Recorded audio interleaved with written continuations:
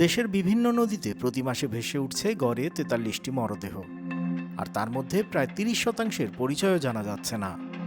নৌপুলিশের সাম্প্রতিক পরিসংখ্যান বলছে, দেশের নদীগুলো কি পরিণত হয়ে যাচ্ছে লাশের ডাম্পিং জোনে। পরিসংখ্যান থেকে জানা যায়, চলতি বছরের প্রথম 7 মাসে নদী থেকে উদ্ধার করা হয়েছে ৩০১টি মরদেহ। এর মধ্যে ৯২টির পরিচয় জানা সম্ভব হয়নি। ২০২৪ সালে ৪৪০টি লাশ পাওয়া যায়, যার মধ্যে ১৪১টি মরদেহের কোনো পরিচয় মেলেনি। কিন্তু ২০২৫ সালের প্রথম 7 মাসের পরিসংখ্যানেই দেখা যায় মরদেহ পাওয়া গেছে ৩০১টি। এর মধ্যে ৯২টি শনাক্ত করা যায়নি।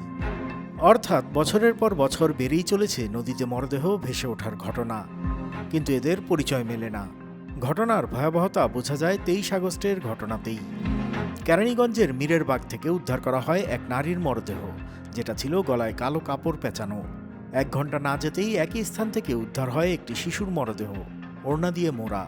এমনকি একই দিনে বুড়িগঙ্গায় পাওয়া যায় আরও 2 মরদেহ, যেখানে এক যুবকের হাতের সঙ্গে বাঁধা ছিল আরেক যুবতীর হাতের সঙ্গে। এসব ঘটনা শুধু আতঙ্ক বাড়াচ্ছে না, বরং নদীপথে চলাচলকারীদের নিরাপত্তাহীনতার মধ্যে ফেলছে প্রতিদিন। কিন্তু কেন এমন হচ্ছে, আর সংখ্যাই বা কিভাবে বাড়ছে?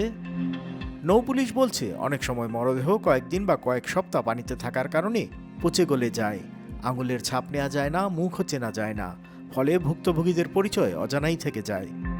ঢাকা অঞ্চলের নৌপুলিশ সুপার আবদুল্লাহ আল মামুন বলেছেন, প্রতি মাসে গড়ে ৪৩টি মরদেহ উদ্ধার করা হচ্ছে নদী থেকে, কিন্তু জনবল সংকট আর লজিস্টিক ঘাটতির কারণে সময়মতো তদন্ত ও শনাক্তকরণ কঠিন হয়ে পড়ে।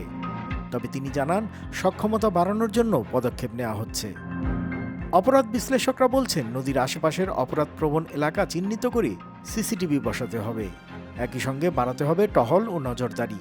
শুধু নৌপুলিশ নয়, কোস্টগার্ড সহ অন্য আইনশৃঙ্খলা রক্ষাকারী বাহিনীকে কাজে লাগানোর পরামর্শও তাদের মতে, হত্যার রহস্য উদ্ঘাটন না হলে এই প্রবণতা আরও ভয়ঙ্কর আকার ধারণ করবে।